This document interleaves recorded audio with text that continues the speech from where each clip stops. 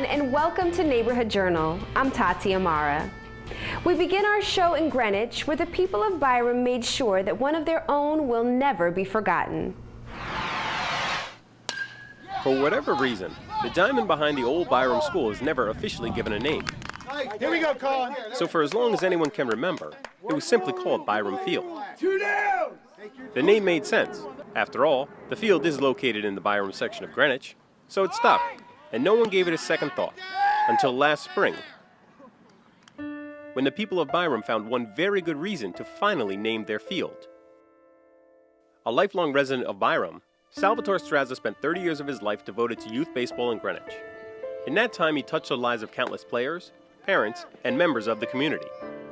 So when Sal passed away last April 1st following a long battle with cancer, the people of Byram wanted to honor the man who'd done so much for them. It wasn't hard for them to figure out how. This was his home field, and people associated Byram Field with Sal. And to have his name now on the plaque and have generations to come to this field and to know that they're playing on Strazza Field is a good feeling. And I know Sal's looking down today and smiling. He had a broad swath of friends and admirers. And he was just such a passionate, lively person with that booming voice and big smile and always laughing. Sal not only co-founded the Junior Babe Ruth League, he was the league. He coached, he managed, he even served as league president. And when the grass needed cutting, yep, you guessed it, Sal did that too.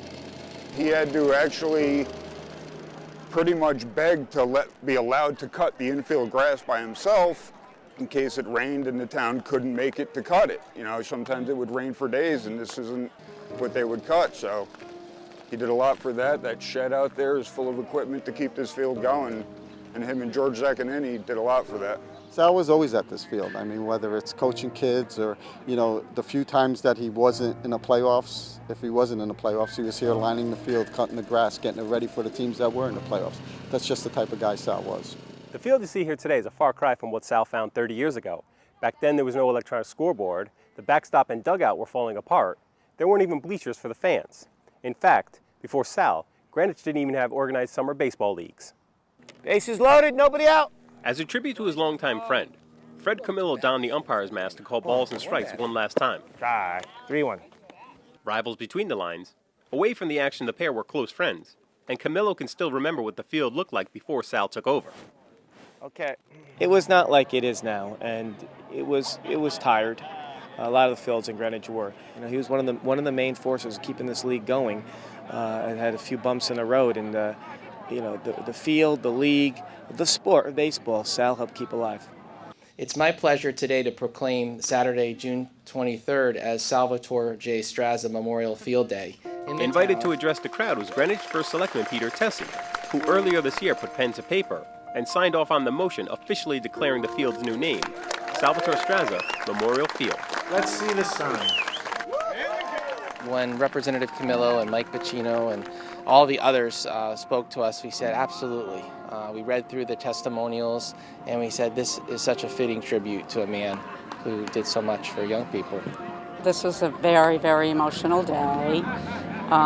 Incredible that all these people came out to honor him, and listening to everybody speak, and especially my daughter. She did an amazing job because I certainly couldn't do it. So, you know, I just wish he could have been here. Wish he could have been here. He'd be so proud today to see this, and really happy this is happening. I coached the junior Byram vets and he coached the senior. I helped him a couple games coach my son. I heard a lot of Sal's stories while putting this one together. But the one I like best is about how in the days before he had fences installed, Sal would park the family car a few feet behind the first baseman to prevent errant throws from ending up in the parking lot. It's fitting then that the sign welcoming fans and players to his field should hang on that fence. Because even in death, the players will know that Sal will always be there to back them up.